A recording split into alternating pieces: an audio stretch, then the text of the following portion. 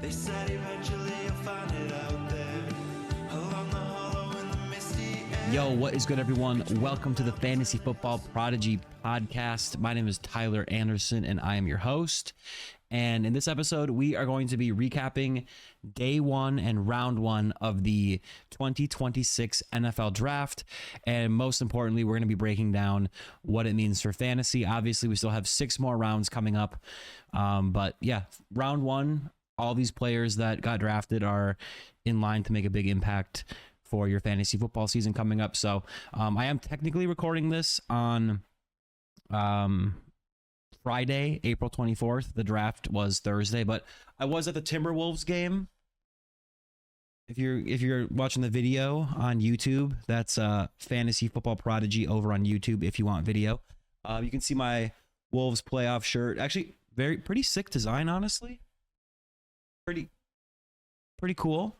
Also, I have a wiener dog in the background, and there is also a wiener dog sitting on my chair with me. Just being fully honest here. So, what else? Welcome in. It's been a while since we recorded a pod, but yeah, I was kind of watching the draft for like the first, 10 to 12-ish picks, and then I was kind of locked into the Wolves getting that double over the Nuggets. Hopefully Wolves in 5 here as they take a 2-1 lead, but we're here to talk football. So make sure to drop a like if you can, like wherever you're watching or listening. Make sure to subscribe or follow, and let's get right into it. So the first overall pick, shocking. Just nobody saw this coming. Fernando Mendoza, quarterback out of Indiana, going to the Oakland. Did I say Oakland? Sorry, my fault. I'm an old head, I guess. Las Vegas Raiders. So, yeah, we knew this for a long time. He's the clear consensus best quarterback, and that makes him very worthy of the 101. Huge position of need for the Raiders. I don't know if there's a ton I need to say about this. For fantasy, obviously, it's an upgrade for any pass catchers in Las Vegas, considering, well, they did also sign Kirk Cousins, so we can talk about that too. But in terms of fantasy for Mendoza, not a super mobile guy, more of a pocket passer. I could see him being, he could have some years of being a competent quarterback when the touchdown rate is there. And obviously you never know with a quarterback if they're going to pan out, but he obviously is a super talented guy coming off a national championship with Indiana. So he has a chance here to, to be a good player for a long time, and we'll see how it pans out for fantasy. But this is good news for Ashton Genty at running back.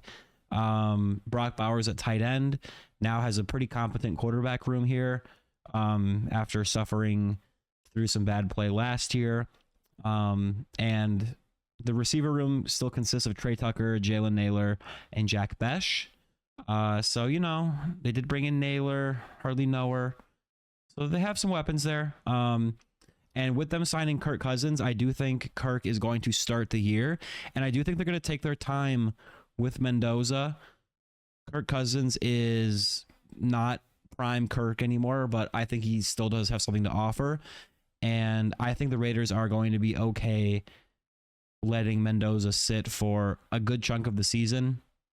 And if the Raiders somehow surprise and they're, they have a good record and Kirk Cousins is balling, I don't think they're going to rush to put him on the field. But probably spent enough time on that. We kind of knew Mendoza was going to go there.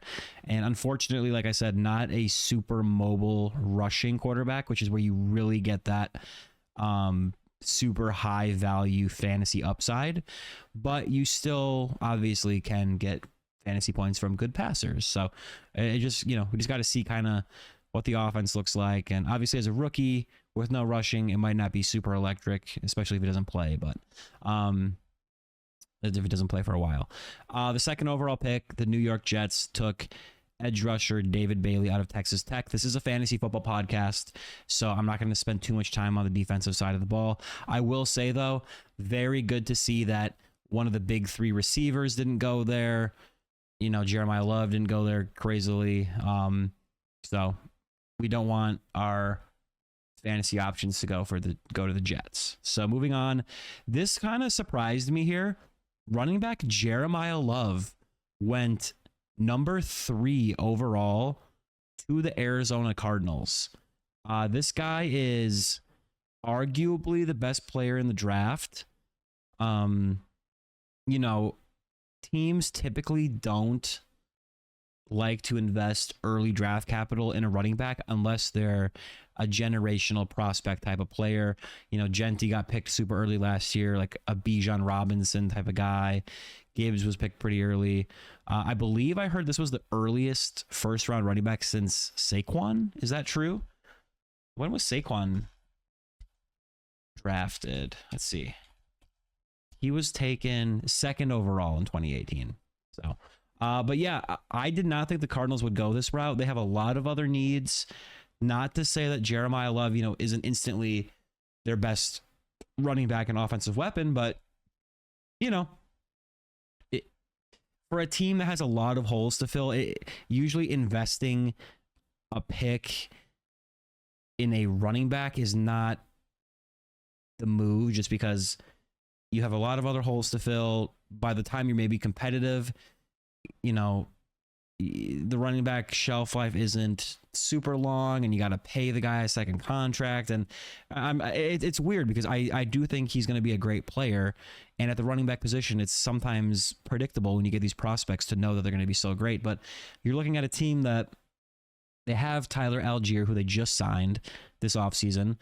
They brought back James Conner. They restructured his contract coming off an injury, but he's been their workhorse over the last few years. And then Trey Benson, who they took, pretty early, what was that, a couple years ago now? And, he didn't really get a chance to play after Benson got hurt after Conner got hurt, because then Benson himself got hurt. But as someone who has James Conner and Trey Benson on his dynasty team, I was already worried about Tyler Algier coming in, but now this is clearly going to be Jeremiyah Love leading the backfield.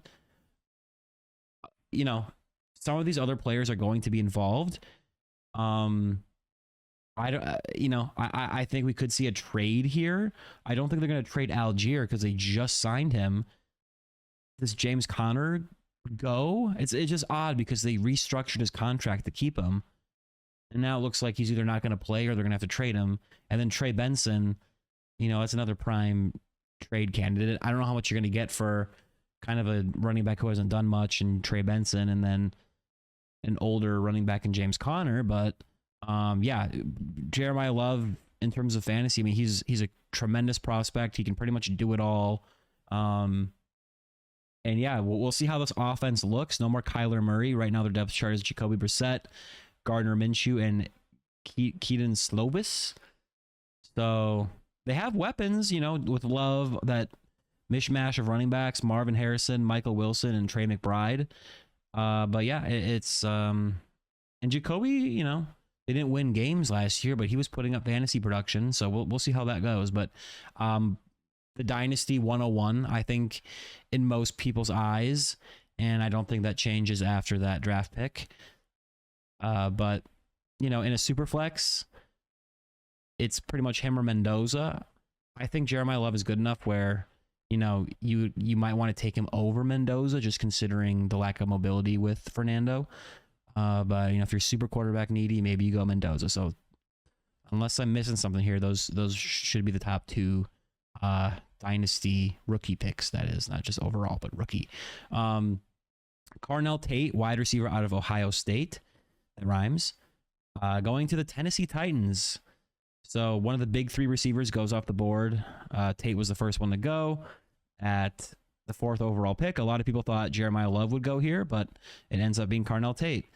So this is good for the Titans offense. This is good for Cam Ward, who played a lot better later in the season than he did at the beginning. So it's going to be Carnell Tate, Wan'Dale Robinson, and Calvin Ridley with the backfield of Tony Pollard and Tajay Spears. All of a sudden, it looks like Cam Ward actually has some weapons here. So we'll see if Cam Ward ends up being good enough to get the ball to these guys and have a successful NFL career. In terms of fantasy goodness out of the gate, we'll kind of see how the targets get distributed here. I mean, Tate has a shot here to be the number 1. I mean, Wan'Dale Robinson had a great year last year with the Giants. Not necessarily a downfield threat, more of like a just PPR type of guy. Whereas Carnell Tate, he has a chance to be the one. What that means for this Tennessee Titans offense, what that upside means, that kind of comes down to how Cam Ward plays in his second year. But I don't hate the spot. I don't hate it. But yeah, Calvin Ridley at this point, I mean,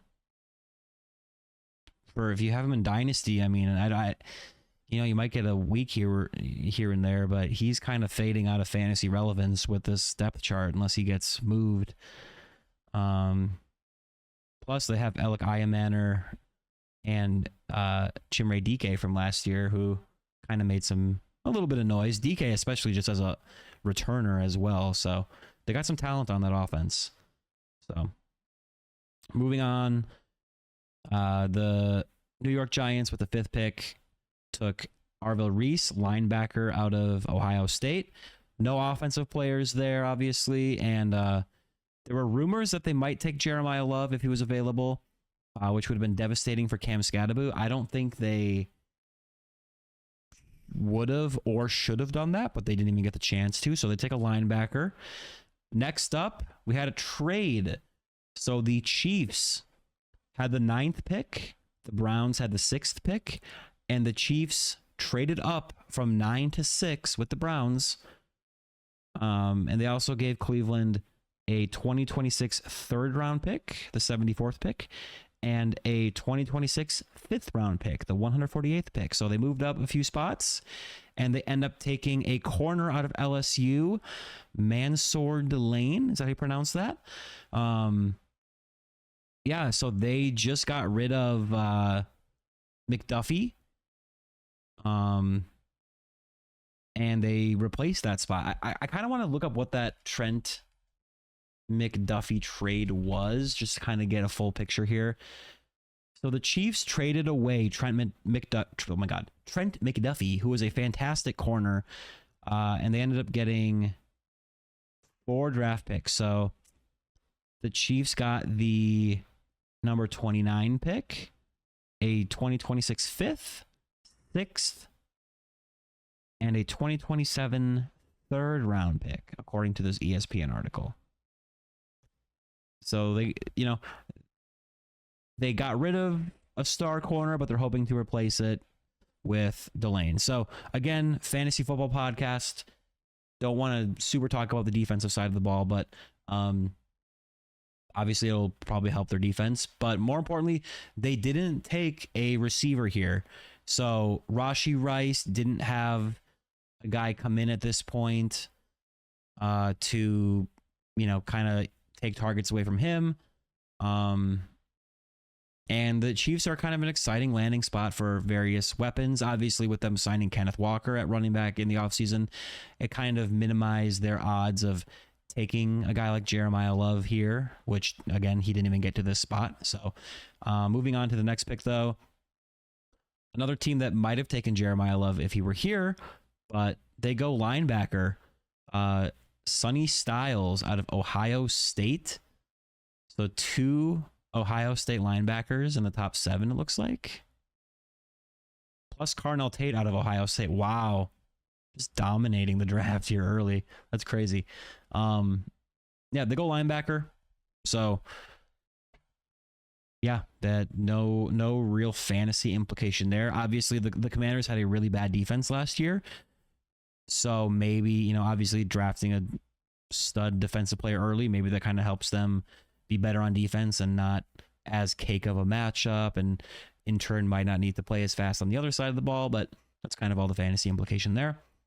Here we go, though. Jordyn Tyson, wide receiver out of Arizona State, goes 8th overall to the New Orleans Saints. So this is big news for fantasy.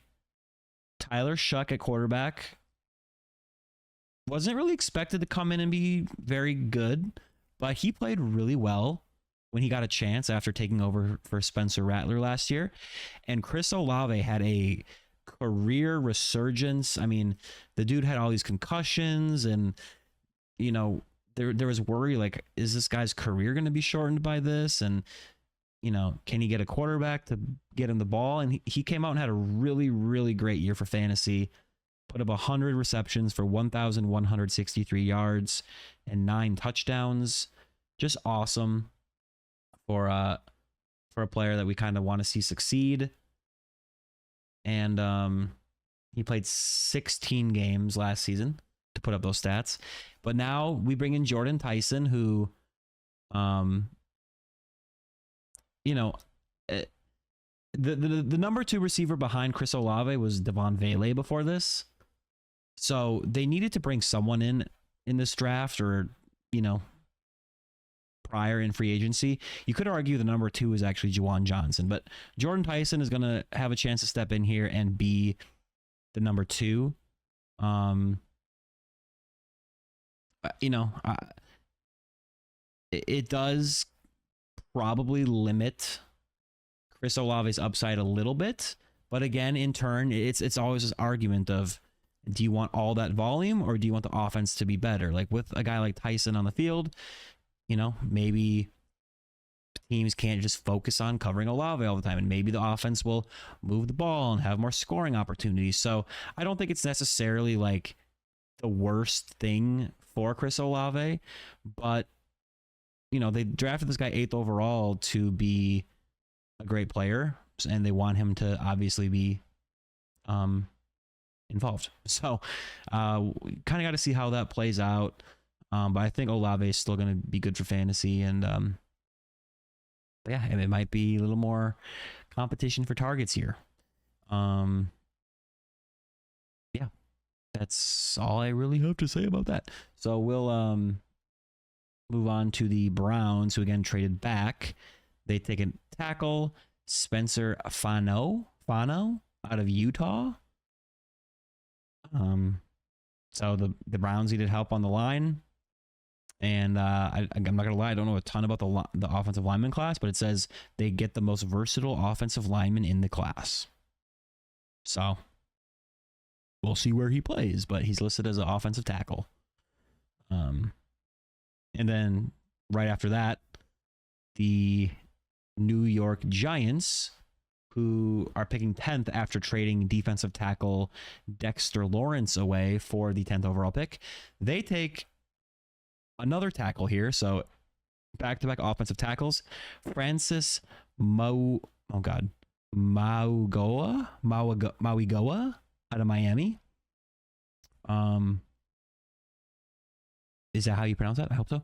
Yeah, they took a tackle. So hopefully that helps the offense running and pass protecting. Anyways, moving on to other things. Safety, Caleb Downs out of Ohio State, another Ohio State pick, goes to the Dallas Cowboys. With the 11th pick, they had the 12th pick. They swapped. They basically moved up one spot with the Dolphins, and also added on a 20. Excuse me. They added on 2 2026 fifth-round picks, pick 177 and 180 to move up one spot. They take a safety out of Ohio State. The Cowboys had a dreadful defense last year, and now they get a guy that maybe makes them not as great of a matchup. So, you know, their defense will still probably be bad, but you never know. Things change fast, especially on the defensive side of the ball. Like year to year, it's hard to predict. But next up, like I just said, the Dolphins moved back a pick, and they end up taking another tackle here. So 3 out of the last 4 picks. Is that right? Were tackle? Is that correct? Yeah, wow. Caden Proctor out of Alabama. No receiver here. The Dolphins' offense is pretty devoid of pass catchers at this point. They go tackle to build around, you know, Malik Willis. Some people thought they might use that pick on a receiver, but they opt to go offensive lineman. And then this pick was pretty shocking to me. Why am I not seeing the... Okay, so this is the pick that the Rams had from Atlanta. The 13th overall pick. The Rams are on the clock, and they go quarterback. Ty Simpson out of Alabama. Which was pretty surprising to me when you consider how competitive the Rams are. It kind of reminds me very much of when the Packers had Aaron Rodgers and they took Jordyn Love with a first round pick when the Packers were prime contenders and they could have used another player to help them make a championship run, and they opted to invest a first round pick in a quarterback that a lot of people didn't necessarily believe in, but they wanted to secure that potential for the future. And that quarterback was Jordyn Love, who, you know, the Packers didn't, you know, get over the hump with Rodgers in that era. Obviously, Rodgers does have a ring, but this was way after that. And, you know, you can argue maybe it was the right call because now the Packers have Jordyn Love and he's pretty good. But, you know, they didn't get another ring out of the Aaron Rodgers era in Green Bay when they really were a competitive team. So the Rams they're a very good team. They're going to compete for a Super Bowl this year, most likely. And they could have used this 13th overall pick on a player who could directly help them this year. They have Matthew Stafford at quarterback. He's getting older. This could be his last year. We don't know. But to pick Ty Simpson at 13, it makes me wonder, would he have been available if they took him later?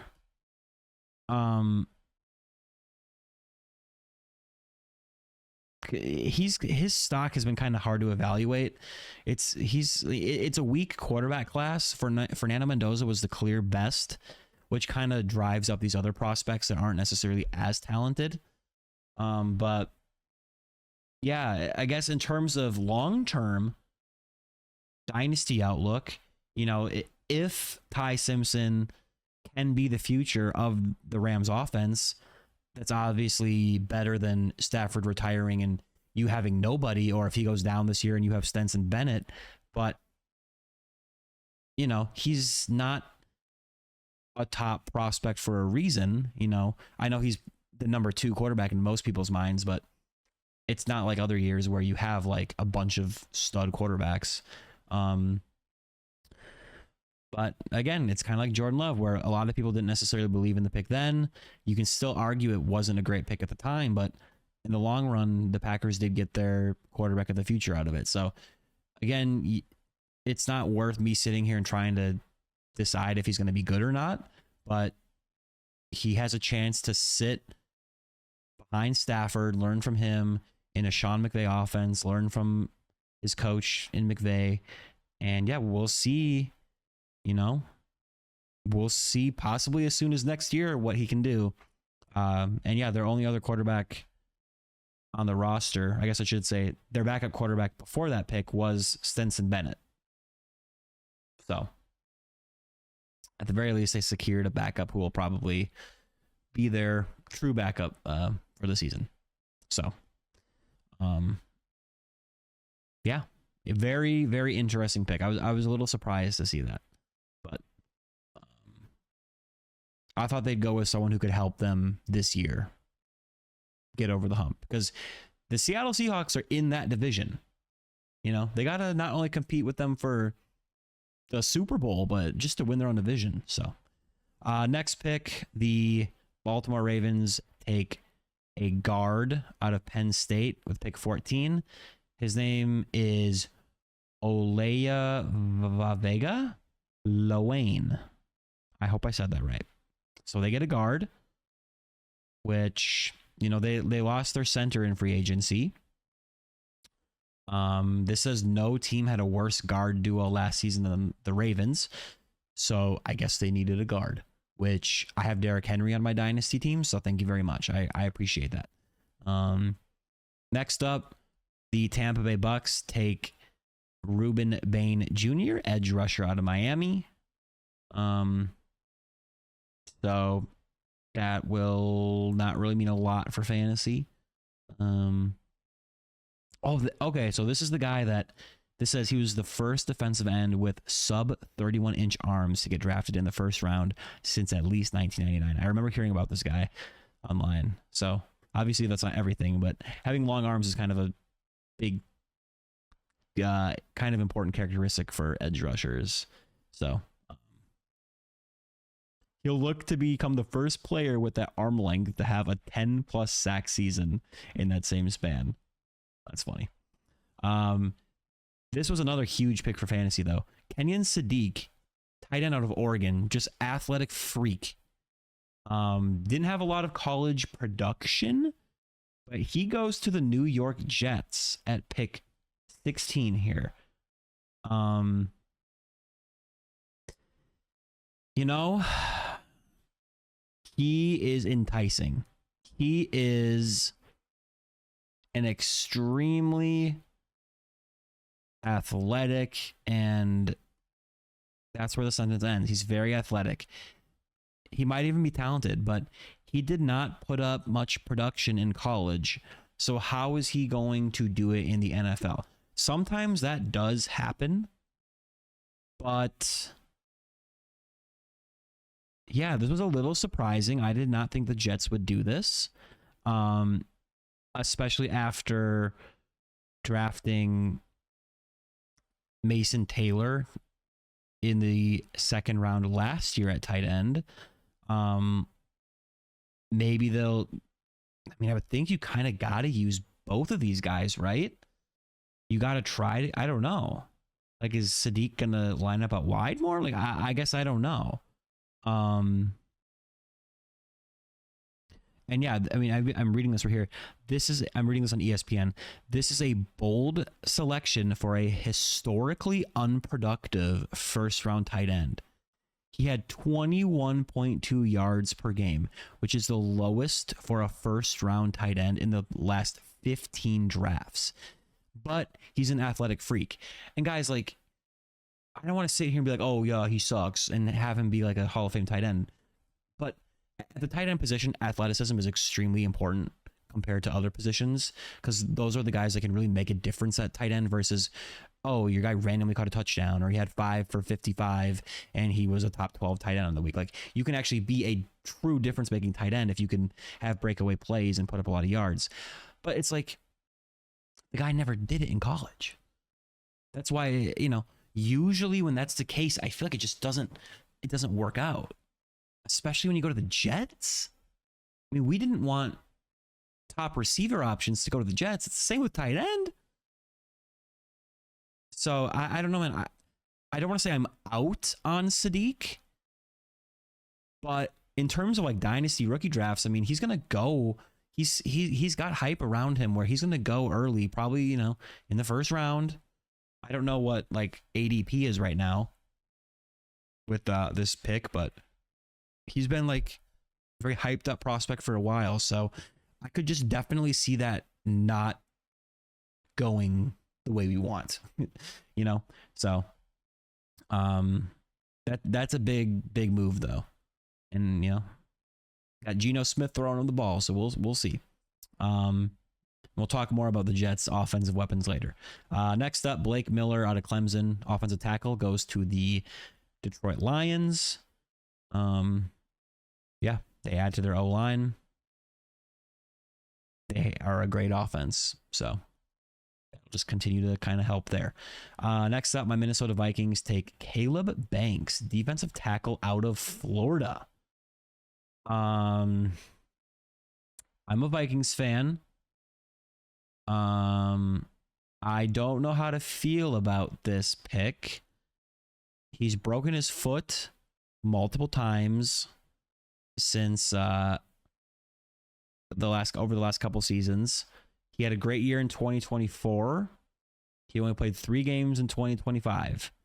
So you're looking at a 6'6", 327-pound big man with a broken foot, repeated broken foot.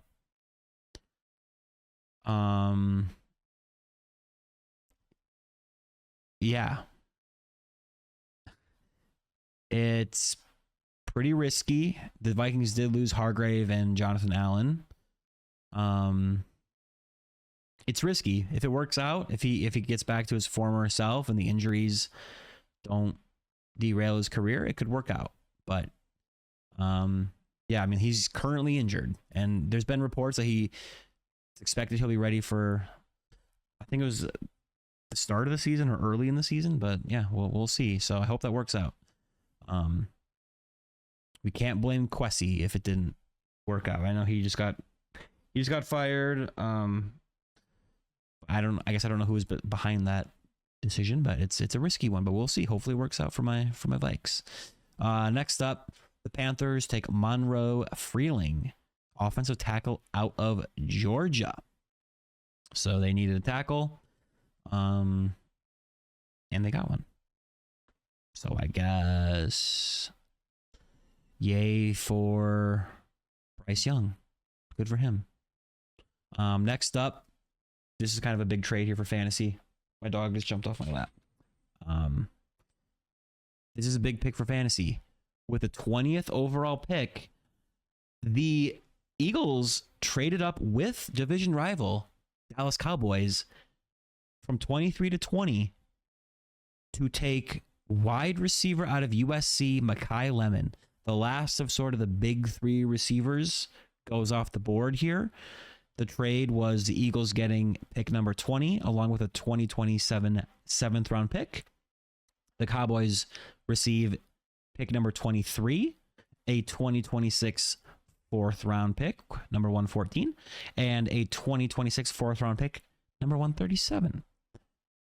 So Makai Lemon was, a lot of these receivers were in different orders for people, but the Eagles had their eye on Makai Lemon, it looks like, and he was kind of the last of the big three that sort of they wanted. I guess the biggest news here would really be for AJ Brown.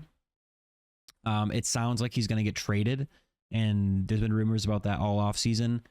This just adds flames to the fire. They have AJ Brown, Devontae Smith, and now Makai Lemon. They have also brought in other receivers over the offseason, including Hollywood Brown, Dontavian Wicks, who they traded for, Elijah Moore. So, they're doing what they can to add to this room. And it looks like AJ Brown's going to be gone. It's rumored he's going to go to the Patriots. So, yeah, it's he's going to be probably a slot receiver. And Devontae Smith, we'll see if he kind of steps up as the 1 and Makai Lemon operates as the 2, or if, Lemon kind of steals the shine. But Devontae Smith has kind of lived in the shadow of AJ Brown for a while, and the Eagles offense doesn't air it out a ton. So I kind of like this comp of him being like a Jaden Reed-esque role. That kind of is a good way of describing sort of what he could be. Yak type of guy. Yeah. So that's big news. That's big news. And it's big for Jalen Hurts too, because if they trade AJ Brown, at least they have another weapon here that isn't, they're not going to have Hollywood Brown be their number 2 receiver. Next up, the Steelers take a tackle at pick 21, Max Ihin Anchor out of Arizona State. Yeah, they get a tackle. Who's their quarterback going to be? We still don't know. But yeah, they get a tackle. So nice. Next up, for some reason on Twitter, I saw some people ripping this pick. I guess I don't really know why. Like, this blurb I'm reading says like he had a round 1 grade. So I don't know. Next up, Chargers take Akeem Mesidor out of Miami, edge rusher. So they added the defense, and then the Cowboys added the defense again, taking Malachi Lawrence out of UCF, edge rusher. And this was a trade. Remember, they traded back a few picks with Philly. So, yeah, they moved back, got some extra draft capital, and yeah, it looks like they're adding to a defense that needs weapons. So, next up, the Cleveland Browns. We were kind of waiting to see, you know, they need a receiver. Are they going to take someone that we love for fantasy and ruin them? And that lucky individual is going to be Casey Concepcion, wide receiver out of Texas A&M. It just sucks for when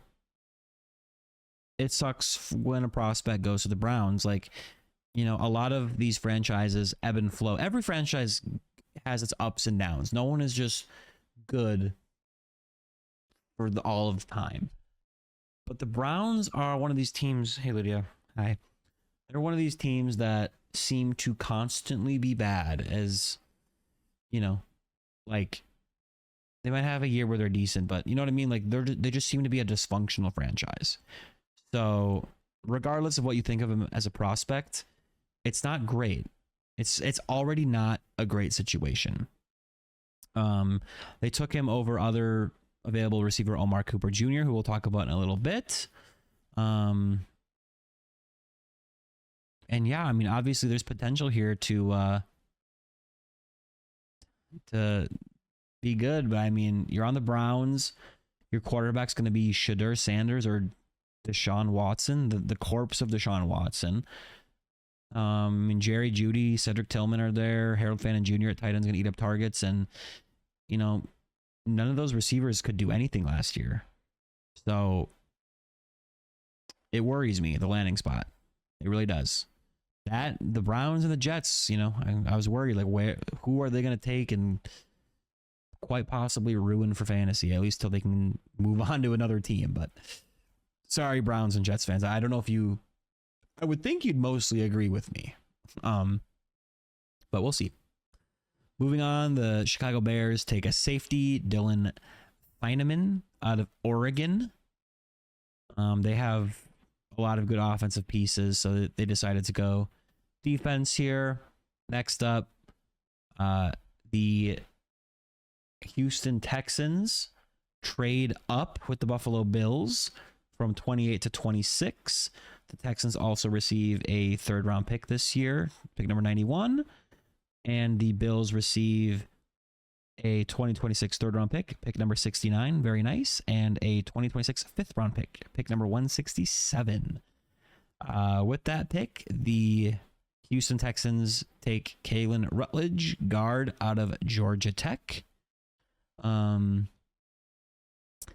The Texans have seemingly kind of needed offensive line help for a while. And they hopefully will get that here. They could use it.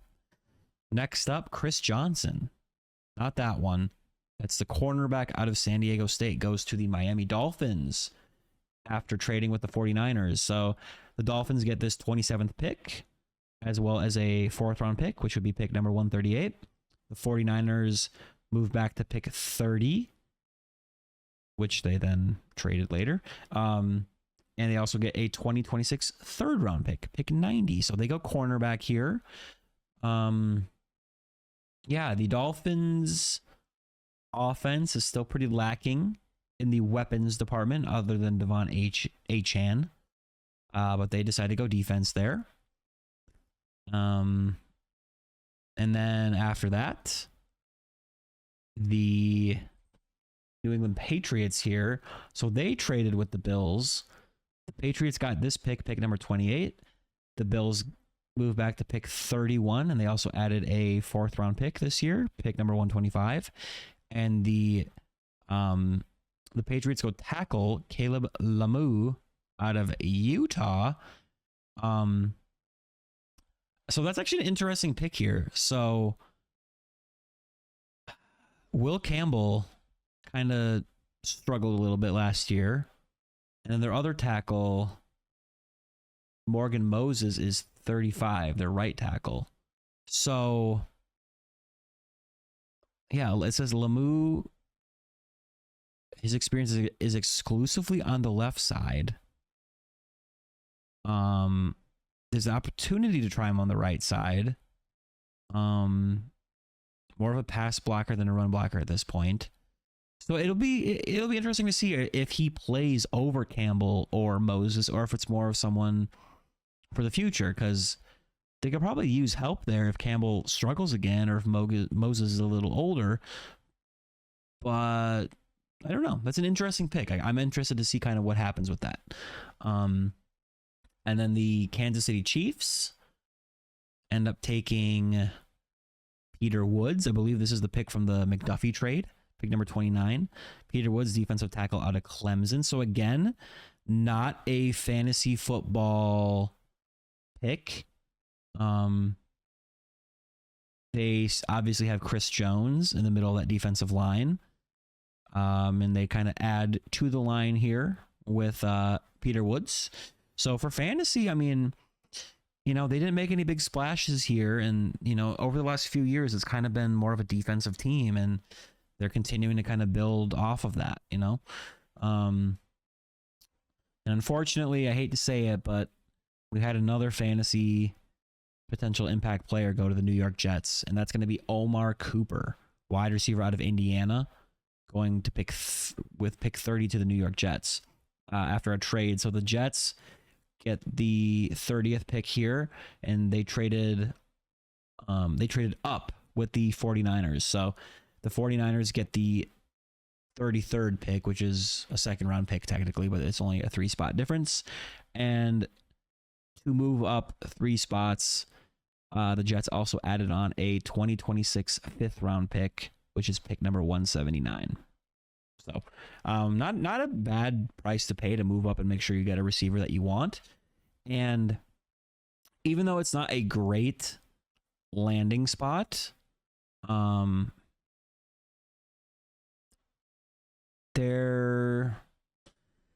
guess I don't know what I want to say about this. We have seen Garrett Wilson and Breece Hall struggle to produce for fantasy for years. This year, they bring in Geno Smith. They have Brady Cook and Bailey Zappi on the roster. Geno Smith looked really bad last year. The Seahawks got rid of him and won a Super Bowl. And it's the Jets. So I think it's going to go poorly this year. Are they going to be bad and draft a stud quarterback next year and save the franchise? Maybe. But for this year, you got Garrett Wilson, Kenyon Sadiq at tight end. You still have Mason Taylor at tight end. You bring in Omar Cooper Jr. at receiver. Adonai Mitchell's there. And they still have Breece Hall and Braylon Allen. They kept him there in purgatory. It's a good pick for the Jets. He's a talented player. He's a really good prospect. It's a good receiver class. And he could be a great player, but we might not be able to tell if he's on the Jets. So I'm a little nervous for fantasy, especially this year. And we'll have to see if they can kind of solve the quarterback and organization issues moving forward. Next up, the Tennessee Titans do a trade with, looks like, the Buffalo Bills. So the Titans got pick number 31, a 3rd round pick, pick number 66, and then a 4th round pick, pick number 101. The Bills receive a 2nd round pick, pick number 35. So they move back 4 spots. They also get a 2026 3rd round pick, which is pick number 69. And it says from Texans through Giants.